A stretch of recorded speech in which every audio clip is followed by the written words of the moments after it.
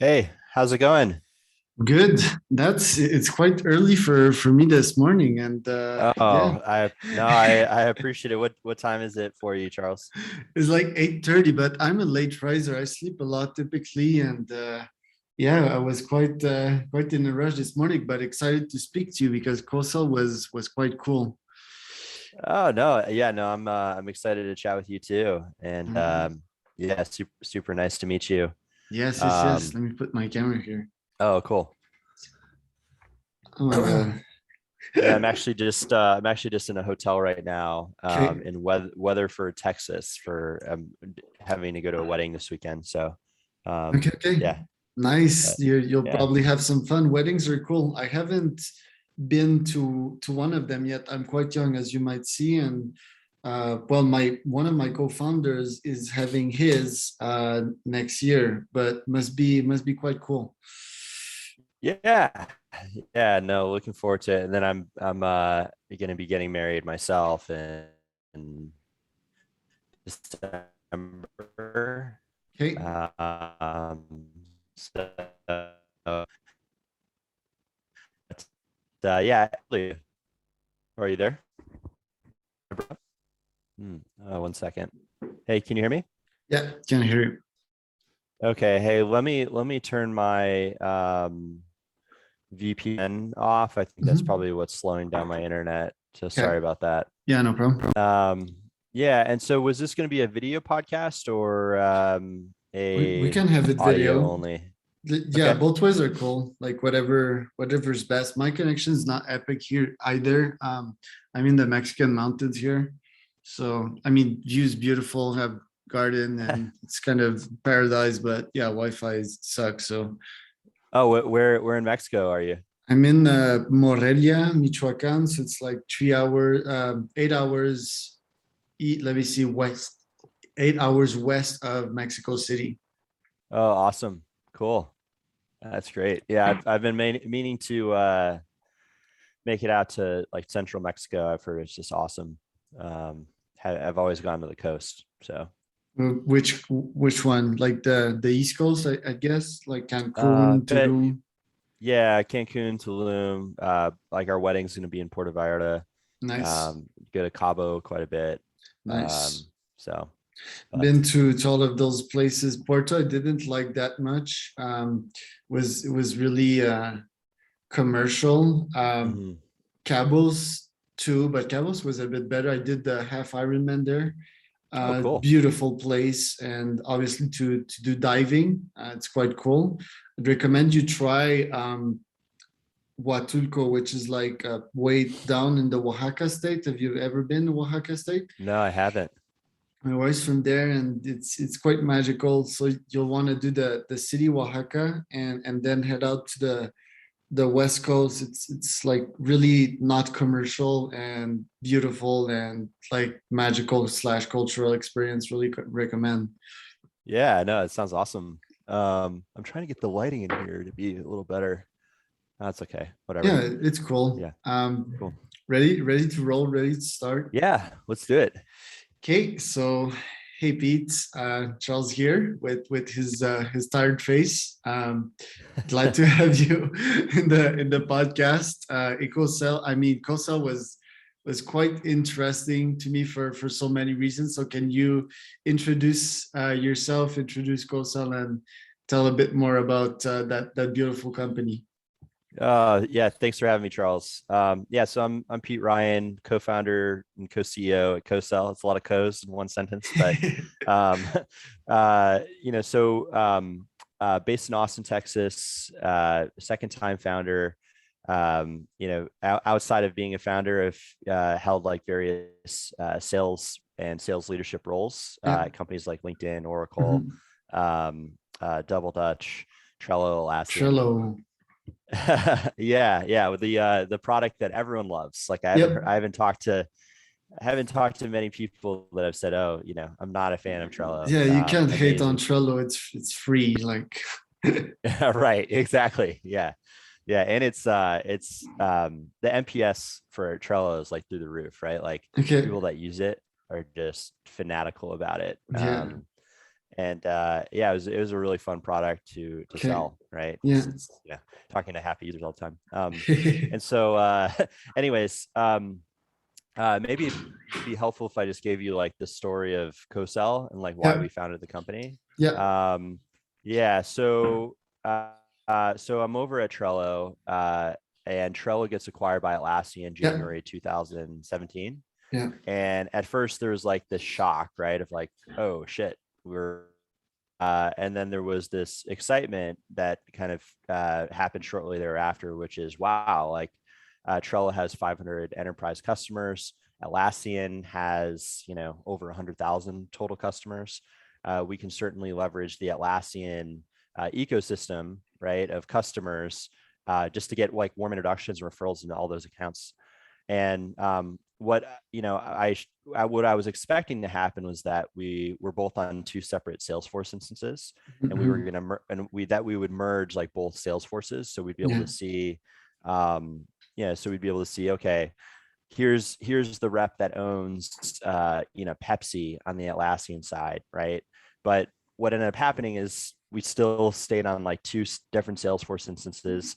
I Okay. found out that it's actually really, really difficult and expensive to merge the two. Yeah. And the best we could end up doing to drive referrals was a Slack channel called Referrals for Sales, right? Okay. So I would go in there every day and say, hey, who owns the Walmart account on the Atlassian side? And then Jill would raise her hand and say, oh, it's me. Let me make an introduction to my point of contact. Okay. And we kept on doing that and doing that. And and so we built CoSell to solve this problem, which is allowing for companies that are going after the same market that are not competitive, or even companies that have acquired other companies, right? And kind of surfacing where these prospect and customer overlaps exist. Yeah. And so we founded CoSell in December 2020. We raised a $2 million seed round from Pivot North and Sasser Fund. And what we discovered really over the last 6 months is that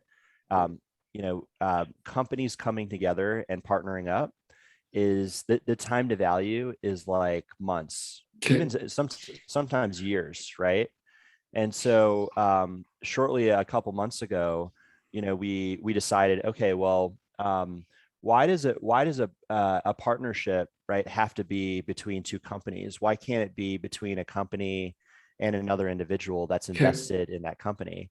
Good And idea. so we've actually kind of, I think our vision is still the same, Mhm. but our mission is different now, right? Our Okay. mission is all about creating these exclusive networks, right? Mhm. Mhm. Of of you know of your investors, right? Okay.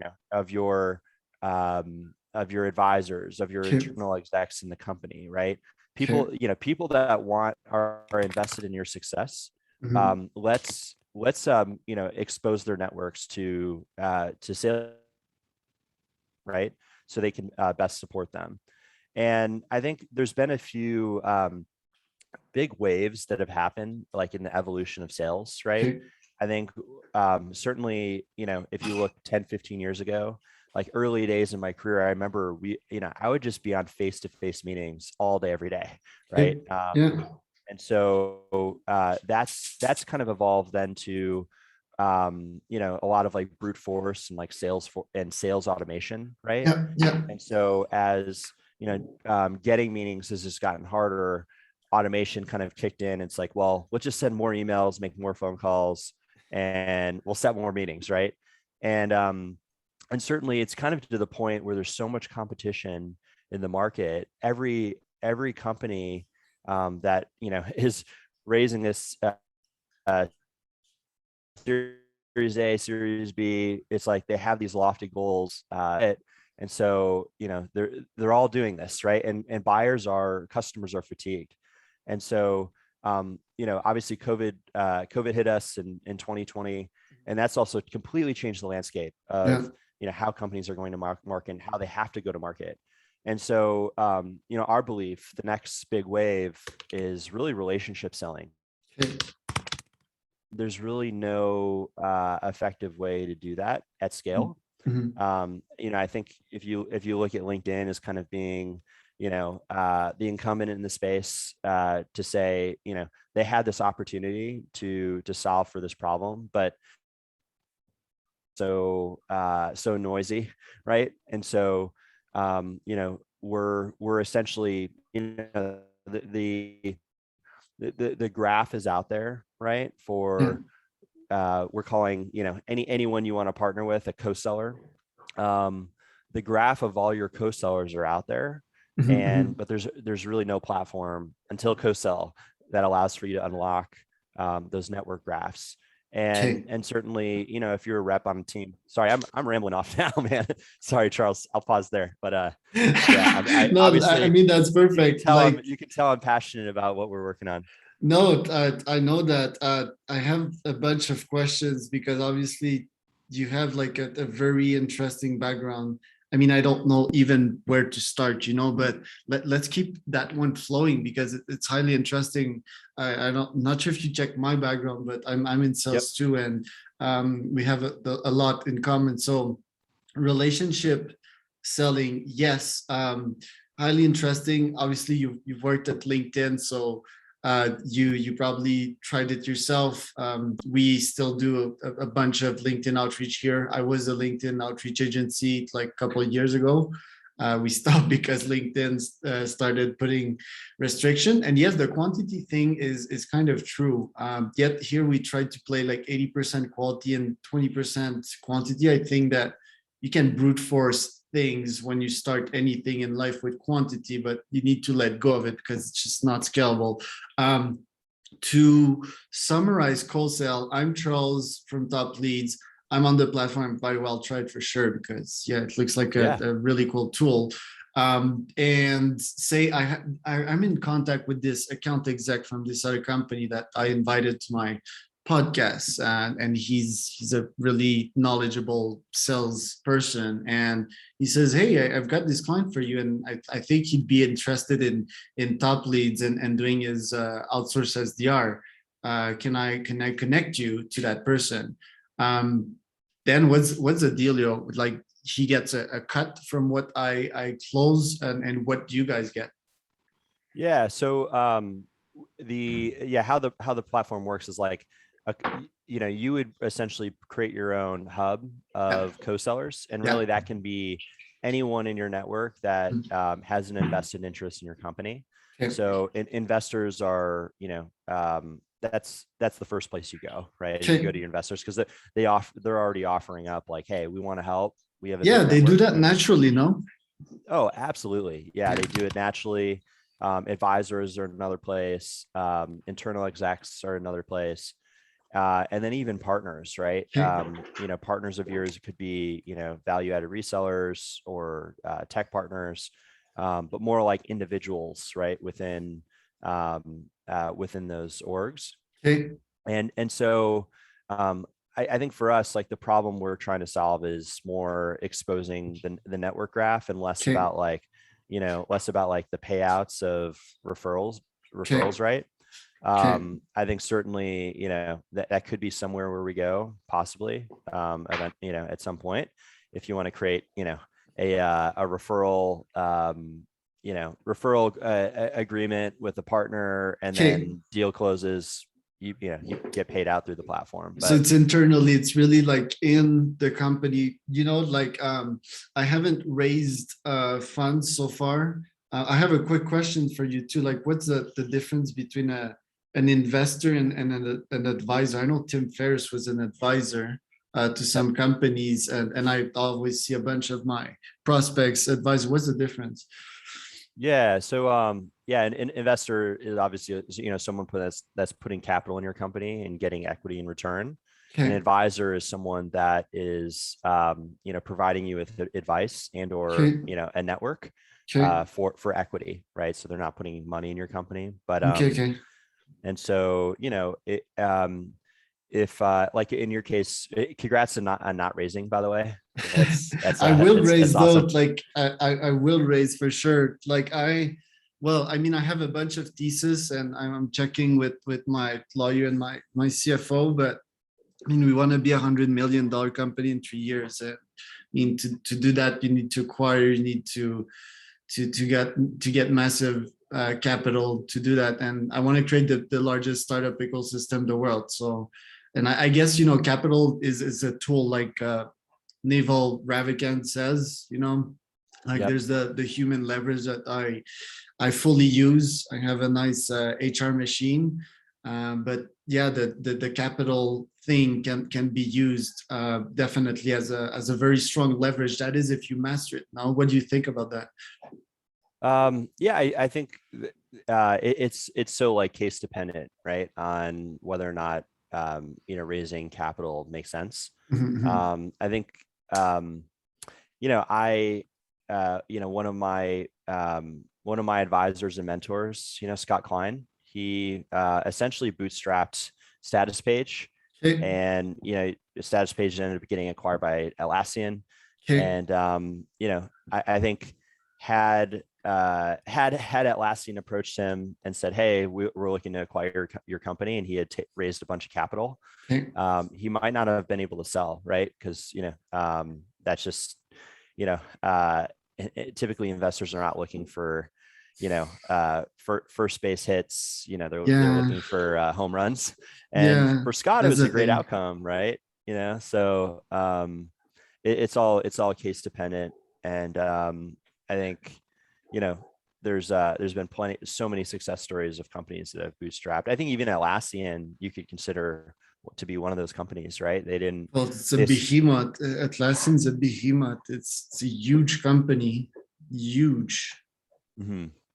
Yeah, I mean, the founders there really hadn't raised until they were just about to go public, right? Yeah. Which is Yeah. incredible. Like Hmm. bootstrapping to public, going public is, I mean, that's incredible. It It's is. Like, how did he freaking do that? Actually, I'm gonna study his playbook, because yeah, and he raised right before the IPO just to clear a debt or something, or what? yeah, actually, I don't know the the full story there, but in all intents and purposes, you can essentially say that Atlassian was bootstrapped to IPO, right? That's So just incredible. Yeah, like a lot of success stories, lots of horror stories too. Like, and I think horror, the ratio is like 80-20. Well, I mean, for example, I'm listening to an audiobook right now. It's Jewel, the company Jewel, yeah, not a company that I think I would ethically start, but still an interesting business case. And like most like most successful companies you read about, that the CEOs got booted of the company by the investors. I mean, it's something to suck as a CEO. It's hard to be a CEO. Read a lot of CEO stuff. I think these guys, they grew too fast. It's just like an adolescent growing in the small body. Like he bring him to the gym and he's gonna break a muscle or something. These guys, they're pretty much nerds, technical, and they just have a hard time being CEO. That's one thing, but I think it's really, it hurts a lot for a founder of a company to be booted out of your own company. Just imagine the feeling, right. um I never want that to happen to me ever. Yeah. Oh, 100%. Yeah, there's plenty of stories of that, right? And so, yeah, I think the whether to raise and not to raise, it's like so case dependent, so dependent on the business too. But yeah, tell me more about Top Leads. Top Leads is an outsourced SDR agency. We basically work with a bunch of SaaS, like yours, and we fill your calendars with meetings. So we specialize in email. Okay, so Yep. we only do like email outreach, and we're pretty dang good at it. It's basically a copywriting game, and like using a bunch of tools to aggregate data and send great emails to those people. I mean, you've been in that world a Yeah, lot, so yeah. you know SDR.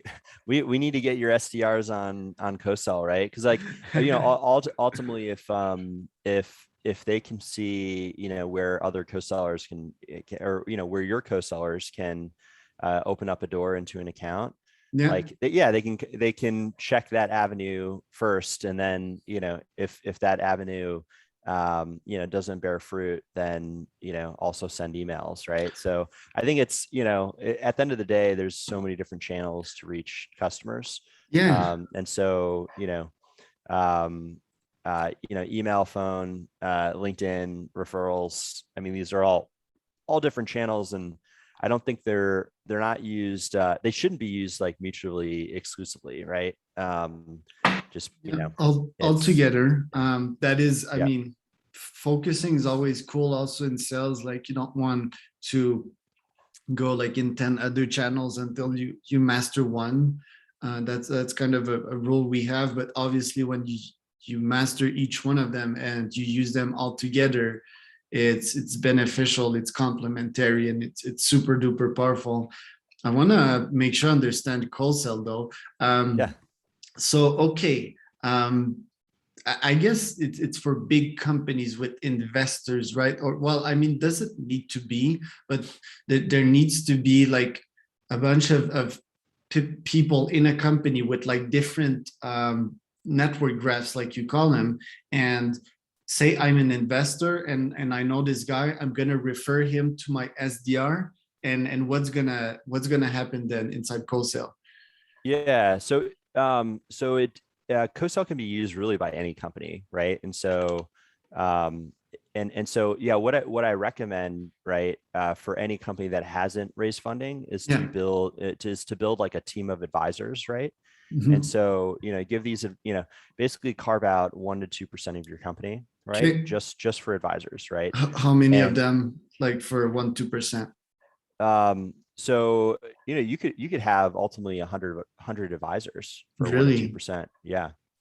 Yep. Wow. Yeah. And so, you know, each advisor, right? For you, right? I'm sure you're selling to like CROs, VPs of sales for the Yeah. most part. Yeah. There's so many people out there that have, been in the sales game for, 20, 30 Yeah. years. They've built this huge Rolodex, right, Yeah. of Yep. Yep. CROs, VPs of sales, they're that they know super Mhm, well, mhm. and Yeah. these folks know them. And so, bringing them on as advisors, and getting them invested in your company and your product, and then, from there, like, what we do is we take a snapshot of their network, right? And so their network, and then we enrich all of that data, and we say, okay, here's a list of 100 CROs, VPs of sales that, this co-seller that you're connected with can essentially walk you into accounts, right? Yeah. And so, it's, you could do this for your own sales, right, at Top Leads, and then in parallel you could probably do it for your customers, right? It's Yeah. like, and so, yeah, I would say our website copy right now doesn't reflect everything that I'm saying. We're in the midst of Yeah. doing a Yeah. full product overhaul and, copy overhaul. But um, at the end of the day, right, it's all about, as like, just, breaking into accounts, right? It's we're both going after arguably just $1 trillion market. It's so massive, right? Yeah. Demand gen, lead Well, gen. referrals It's the future of sales. In an ideal world, like people would only refer like other customer. When you refer someone, well, I mean, first you do it for reasons because you think the product is good and you want some social credit for that, and the company will have an incredibly easy time to close that lead, right? Like I get a bunch of referrals, and these guys they close incredibly rapidly, and moreover they are really good clients. They stay with me and they refer me other clients. So yeah, I guess it's really the future of sales there. How much would I pay for CoSell? I guess it's on a monthly basis, right? Yeah. So it's a monthly basis. And we have different tiers, right? Really based on the number of contacts that you have inside of the product. Okay. And so, yeah, I'm not going to say our pricing is complicated. We've been like trying to make it as simple as possible, but Yeah, like very shortly we'll have basically a calculator on our website where you'll be able to determine the overall cost of using the product. Yeah, yeah. I was wondering, did you have like a good 10 minutes in front of you, or are you back to back? Because I had a couple more questions for you. Of course, yeah, I can stay on. Okay. I was looking at your LinkedIn here. You started collegiate washing. Yeah. Tell me a bit more about that one, because I tried to, my first like entrepreneurial stint was mobile car wash. My dad's an entrepreneur, and he's actually a marketing consultant. And I was like a bum at this time, probably like 16 or 17. And was like, yeah, let's start a business, you know. And I did this mobile car wash thing with my friend, but he actually bought, you know, the pickup trailer and everything. We printed flyers. My dad helped us with the flyers and everything. But this is where it stopped, you know, because we never even launched, we never even washed a car, because we sucked at sales. And that's such a good lesson, for most people out there. Still remember that I had this fear, you know, like right in the middle of my chest. And obviously that was before I started cold calling. But without sales, I mean, you can't do much. So tell me about like that experience, because obviously you were successful. You did that for 8 years. Yeah, yeah. Happy to tell you about collegiate washing. One thing I do want to add is I don't know if you knew this, but the founder of Bird, right? Like Bird scooters. Yeah. Yeah, his name is Travis Okay. Vander Yeah. Zanden. Yeah. uh, Okay. and so yeah, he's based out of SF. And before he founded Bird, I remember he started this company called Cherry, Okay. and essentially it was like mobile car Okay. washes, right? And so they would come to directly to your car. They had like this mobile kind of kit. Yeah. And yeah, I'm wondering like if there's still a business there, right? Because like I'm thinking through right now like how dirty my car is, and I wish I could just have an app and like while I'm at work or whatever, they would come over and There is, man. I was in Canada like 5 months ago, and there were these kids doing the exact same thing that I was supposed to do, and they were way more scrappy than I was. They didn't even buy the pickup truck. They did it in a bicycle with a trailer behind the bicycle. So oh props wow, to them. Yeah. yeah. No, that's awesome. I mean, there it's certainly a market. Yeah, I wonder if there ends up being like some regulatory issues, right? Like where does the water go? Or maybe it's just, who knows? I But don't think so. Yeah. Well, I mean, yeah, that's a bit extreme. Like, definitely not Uber type of problems. Or I mean, birds. They can be liable for if someone face plants on with their scooter or something. But yeah, regulatory is quite interesting. Did you read about this Bradley Tusk guy? oh no. So he's the guy that steps in, you know, when there's regulatory problems in big companies like Uber. And I think he did another there that my memory will bring it back. But basically, he asks for equity because the guy charges like, I think it's minimum like 50 or 80K per month. And instead he just comes in and asks for shares, you know. And he ended up getting like a huge effing chunk of shares from Uber. And Uber, being what they are right now, I think he's worth a lot. But that's definitely like an interesting niche, you know, a very small niche. And he's probably the only guy that does that, like in the valley, in exchange of shares, you know. And I found that pretty cool, and was inspired with Doubles, because obviously we're a service business. We're launching SaaS, and we have other business model here. We want to create, you know, this ecosystem. But I think like more agencies should take like shares of companies in exchange of their service. Yeah, no, 100%. And everyone shares the upside, right? I mean, that's what's huge. And it's everyone's invested. Yeah, yeah, So, yeah.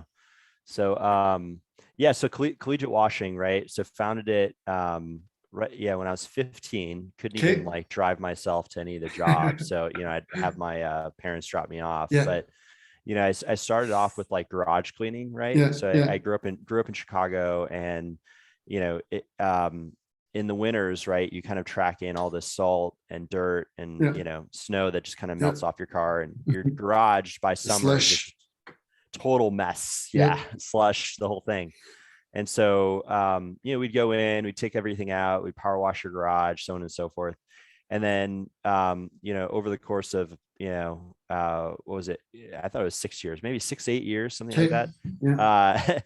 Yeah. We moved into window washing, and then garage epoxy and deck staining. Mhm. And so, that it was a ton of fun. Running the business, and I really did learn a lot about marketing and sales, and hiring and managing and coaching people, and so by the last year, we I think ended up doing, I think 30K in revenue, which isn't bad, right? It's really For good for a kid. Really good. Yeah. Oh, for sure. So, but it's funny, right? You go back to college, and you think you're balling, so you're buying everyone drinks at the bar, and then your money's gone. Yeah. Yeah. Yeah. But anyways, I've been there, done that too. Like so, my strategy at the yeah, time was, yeah. So that was my first failed business, but then I got like into the very early days of drop shipping, when like I'm not even talking about like having a website here, just talking about buying stuff from AliExpress and reselling like 10 to 50 times the price in Canada on kijiji.com.ca. But yeah, I've been there. And then from there, you've moved to SF, like straight up. How did that happen? yeah. My folks ended up moving to San Diego, so I was Okay. I was actually, in a bar in San Diego, which, by the way, like, there's very few times in your life where you're like, oh yeah, that bar experience, that was really life changing. But this really was. So I'm in a bar in San Diego, and I meet this guy, Rob Brown, Okay. who was over at Oracle. And I'm like this, kid from the Midwest, and had really like no knowledge of technology, right? I knew I Okay. was like super interested in it, Yeah. but Yeah. I started talking to him, and we hit it off. And then, he ended up, making an introduction to a recruiter at Oracle. And, I ended up landing there. And so, you know, Oracle was like a great first job out of college, and, Yeah. learned a ton. Um, you know, and that obviously parlayed over to LinkedIn, which, that I was just super lucky to have joined when I Yeah, I did. mean, LinkedIn in early days, LinkedIn started like 2006, if my memory is good. Yeah, yeah, yeah. Well, like, really like starting to take off in 2006. Mm-hmm. I think it might have been like 2002, but like it was Okay. this kind of bumpy road of just capturing users. And then, Yeah. by 2007, 2008, that's, Mhm. 2008 really, is when they first started to, fully monetize, their recruiting products on LinkedIn. Okay. Okay. Okay. So, Okay. Did you work with Reid Hoffman a bit? Like, did you get to know him? I would say I didn't get to know him like super well, right? Because, they put us sales guys in a completely separate office on campus. But, Okay. I had lunch with him. That was cool. Um, very super brilliant guy. I guess at the time I was in my 20s, and I asked him like these really generic questions, like, where do you think the internet's going? And he's like, I don't know where to start, but Yeah. yeah, really amazing leader. And just such an incredible like 0 to 1 founder. Yeah, And definitely. Were there a clash between sales and product? Like typically, nerds vs not cool guys. Like, was there a clash at LinkedIn with those two departments? I wouldn't say so. Like, I felt like LinkedIn, um LinkedIn was just from the very start, right? So obsessive about mission, vision, values, right? Okay. To Yeah. where, compassion, right, was like one of those core tenets to how the company was run and operated. And so, yeah, it felt like, you'd go in the office with this like warm and fuzzy feeling, and you'd leave feeling the same way. And like, it was just an awesome place to work, Okay. especially in the earlier days, right? It's like, Yeah. employee, employee 200 or something. So it's not super early, but pretty early. And then you went, well, I mean, Double Dutch, I don't know the company, but looks pretty straightforward. Sold mobile event to CMOs.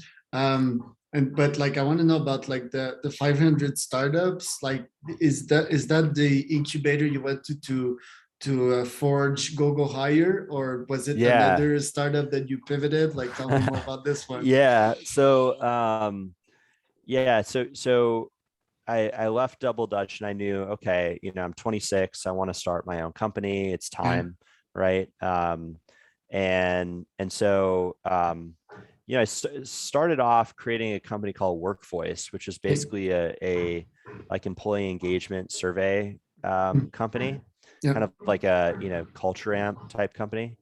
And then we ended up doing a pivot because we saw this like opportunity for companies looking to hire salespeople. Like, job Yeah. boards are noisy, LinkedIn's noisy.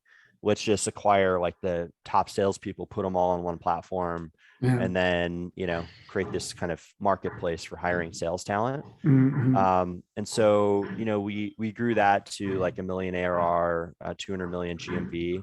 Nice. And I think that there were a few things like personally, right, that were going on. Like, my mom had passed. I'd lost two friends, like all within a span of like 6 months to a Ah, year.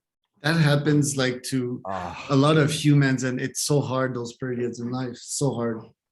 I've got a lot yeah. of mortality this year too, like not so uh, long ago. And yeah, how did you get up that slump? First off, I'm sorry to hear that. I think you you can't just, I think it's if you fight it, it'll take longer. You kind of just you know you float downstream, and then eventually the storm passes. I think Yeah. that's just what happens. And the I'd I think certainly, like, being a founder it's like you're climbing Everest, right? It's one of the Yep. hardest thing. It's some days it feels insurmountable, right? Yep. Yep. Yep. And when you have those things, personal things happen, I think it just just weighs on you. Yeah. Therapy helped a lot, Yep. Yep. honestly. Yep. So I even recommend every founder on the planet to see either a business coach or therapist, just Yeah. because you know you need to. Yeah, it It's never hurts to talk to someone. It helps so much because it's lonely at the top. It's really, really lonely. I mean, I've been nowadays, I wrote something yesterday. I write a lot of emails and blogs and all of that. And nowadays I'm a bit less lonely because I have, an executive team, like execs, yeah, VPs, COOs to talk to other leaders, yeah, but I've been lonely for quite a while in my bootstrap company, like being solo founder in that one, top leads, and basically not having a lot of educated and smart people that can show like high leadership, and that can make a person crazy, because obviously you won't tell your assistant or your junior SDR how you yeah, feel, and even if you would tell them, they wouldn't understand. So business coach is quite good for that, therapist too, to release emotions. I've got this cool thing to it's called Wim Hof breathing. Basically, like it helps you release emotion through respiration, and that can be a good one, to feel more energized too, and then get over slumps. yeah, yeah. And so is that yeah, I assume that's more like meditation. Is that what that is? Or It's rapid respiration, so it's like okay. Oh, I see. It's like Got it. hyperventilating. You do it like Yeah. 50 times and Okay. you hold for like a Okay. minute and a half, 2 minutes. I'll send you a video. It's like it's game Yeah. changer, game changer.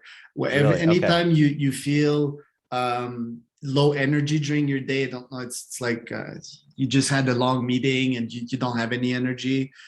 Me, I just go up on my roof here under the sun and breathe daily. You know, it's like Yeah. it's like an espresso coffee, Yeah. and it also helps release emotions. It's really odd. Not sure how to explain it, but for example, the other day I finished this round and I let go of a shout. "Ah!" And where did that came from? You know, that Yeah. was like some kind of anger stuck up in Yeah. somewhere in my body, because the body takes um emotions, and that's how trauma happens, you know. Like Yeah. people get trauma and it's stuck somewhere in their body. I'm a health freak, by the way, like Biohacker. I have my supplement company, so I'll surely send you some of that. But definitely a game changer. And yeah, like therapy, I mean, huge. Yeah. It's if you want to go like 10x speed, 100x speed, you need to talk to someone. You need to release that. You need to. I mean, I have this nice sentence too. I think they call it onopono in Hawaiian, which is like, I love you, I'm sorry, I forgive you, thank you. If someone like angered you in your day, and you say that sentence, I love you, I'm sorry, I forgive you, thank you. I mean, you just moved on, right? Yeah. And Yeah. because in sales, I mean, you do a ton of phone calls. You It get can be rejected a lot. a Yeah. manic or depressive job, right? It's a Oh lot of yeah. highs and lows and but Higher no, than a yeah. CEO's job, like pretty similar, to, I would say, because yes, it's hard. I think you kind of develop that thick skin, but Yeah. you need to let go. You know, like a great soldier won't carry like lots of weight. You know, like he will let go of anything that's not useful. And like you said, climbing Everest is another good analogy. I want to climb Everest in the next couple of years, like literally. And I Yeah. mean, it's hard. Obviously, lots of people die there too. You know, Yeah. like lots of founders burn out. You know, Yeah. and it's a topic that not enough of us talk openly, because Yeah. we're like manly and yeah, like no, I don't want to talk about it. And Right. that's sad. I think like most founders, that's their strategy. You know, hustle, hustle, hustle. Don't have much fun. Be like almost in that depressive state for like 5 years and bite the bullet and then exit. And then what? You know, you have this Yeah. money, but you're fucking destroyed internally. Yeah, for sure. You don't even have enough to live life and enjoy the fruit of your work. So that's not scalable. That I definitely don't advise that. Yeah, no, it's fantastic that you're into that as well. And yeah, you talked about biohacking. Is that what you had mentioned? Yeah, I Yeah, biohack a lot. what do you mean by that? So I'm obsessed with like optimizing my Health? body. Yeah, yeah. Yep. I just wrote I have a meeting soon, so we'll need Yeah. to end it up in like 5 minutes. Um I eat once a day. So that's the first thing Intermittent that fasting or what? yeah, Yeah. and it's called OMAD, 1 meal a day. I just found that like for productivity, like I think Jack Dorsey discovered it not so long ago too. I've been doing that for the past like 4 or 5 years, and Yep. it's pretty damn cool because first thing, okay, like when I have a breakfast in the morning, I if I do, I have it on the weekend. I don't during the week, but I want to enjoy it, and I try to maximize sleep, right? So like I sleep a lot, and I don't have time in the morning for a breakfast. Like I go walk the dogs and everything. And if I'm gonna eat a stressed out breakfast, like let's not eat it. So that's the first thesis there. Second one is that yeah, like obviously when you fast, you have those things popping up in your body after a while. It's called ketones, and this is great energy. And I mean, I still drink some caffeine. Like I stopped drinking coffee during the week not so long ago, but I'll drink yerba mate, I'll drink teas and all of that, and my energy will be epic. It will be through Oh, the roof. sustained. Yeah, Yeah. exactly. And then I work out twice a day, get my sun exposure, like vitamin D. So my testosterone's always like high. Testosterone is quite good, but you need to again be careful. Not more careful than you need to be with cortisol, which is like the founder killer. Cortisol is really like where founder get anxious and do like stupid things and snap at Right. people. But testosterone, I mean, you can like you can get quite dominant, way too dominant in a company, too aggressive, and like not let others speak when you have meetings. So like I'm careful about all of these things. Have you like got some tricks of your own, some biohacks Well, of your own? yeah, I'll share my screen real quick. Yeah, go So, ahead. yeah, I my know levels. They're oh, levels, great. cool, awesome, yeah. So I just ordered one of these. Okay. My former CTO, interim CTO, Scott Klein. I think I talked to you about him. Yeah. But yeah, he's over here now, and he Okay. can. I was on a call with him yesterday. He's like, "Hey, you got to check this out."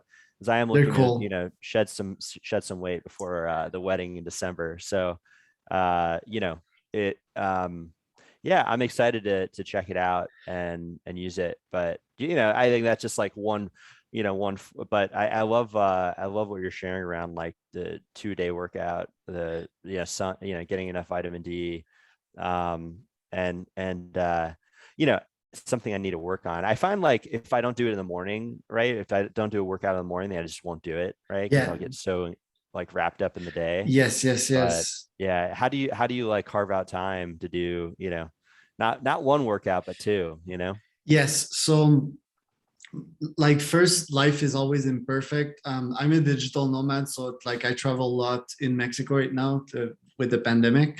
Yeah. And I mean it's this in itself is a hack, to change environment every month or two, like more 2 months, because we like slow traveling, and my habits change. I have this Spartan Race Ultra coming up in 2 months. This is a pretty damn tough race, Yeah. but not as hard as an Ironman. So like the Spartan race is 50 kilometers in the woods. It's trails. It's Wow. not a normal marathon. Okay, it's way fucking harder. And it's in the mountains, and there's 26 obstacles. So like I need to start preparing for that, right? This is the 22nd of September, so it's precisely in 2 months. I don't over prepare for things in life, but the point is right now my schedule changed. So like right now I just adopted this little dog that's right next to me here, Yeah. and we have three others in the backyard here. That is the owner as dogs, but I mean they're just like my dogs. I have them walk on a daily basis. So I don't do exercise now in the morning. I just walk and it's uphill. So I can't count that as an exercise. And then I go for a second walk down the river in the woods after I'm done working. And finally I have this 10-minute hit, so that will probably change too, but that's like my physical activity habit. And then on the weekend I do something really damn hard, like I go to the pain train and go for like an hour or two run in the woods, like at maximum intensity. And how do I carve out this time? Well, I start my day at like I think 10 a.m. here, which is 11 EST. I prioritize sleep, and this is all in my agenda. And then my days, they're pretty much crazy, as I get like 10 to 30 meetings on a daily basis, but I like it that way. But when it stops, it stops. I close down the Yeah. computer and I eat with my wife and go for a walk with the dog. I disconnect Yeah. because I think like most founders have a problem with that. Anxiety. We always think about things, and that's like mostly what I've been working on in the past few months successfully, I could say, because I don't worry much. And there's a bunch of biohacks I could tell you, like microdosing psilocybin. That's Mhm. another good one that I could tell Mhm. you about. Basically, we're in the mountains here, and it's like there's a lot of humidity, and there's those magic little shrooms, that most people use to go on trips. But Yeah. microdosing, it's not the same thing at all. It just makes you it scrapes the anxiety away, if I could like describe it. And I'm experimenting with that, and so far so good. But yeah, we'll definitely need to talk more, because I've got a whole bunch of these. This is another good one. San Pellegrino. Pellegrino. Yeah. Yeah. I mean, best mineral content water ever, available pretty much everywhere in the world. Yeah. And when you're fasting, you need those minerals in your Yeah. blood so that you can go on. Else you'll have like a horrible headache.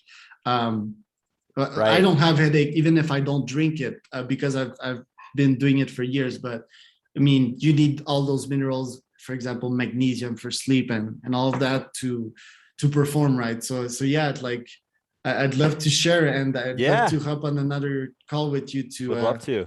yeah, to discuss all of that. You're obviously a fascinating dude. You have a Oh, lot of, likewise. Yeah. yeah, you, I really enjoyed this. I appreciate you having yes, me.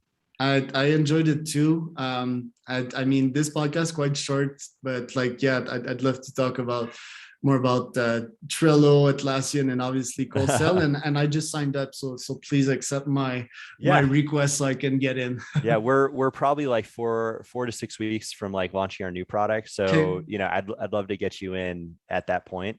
Cause sure. yeah, we're doing this whole co-seller experience. And so yeah, but yeah, let's do it. And I enjoyed this conversation. It was Have a awesome. nice wedding, man. If you drink, make sure to drink a lot of that too. Pellegrino, that's right. Yeah, yeah, Yeah, I will. Pellegrino, and yeah, a bunch of other things like for hangover, basically like a sun exposure, that hit the gym if you can, and yeah, have a lot of fun, man, because Yeah. life is limited. Memento mori. That's right. That's right. I love it. Well, hey, All right. listen, thanks a lot, Charles. Super nice to meet you. And Yes. yeah, great convo. And have good luck on your race. Thank you. Have a good one. Yeah, you too. Bye bye.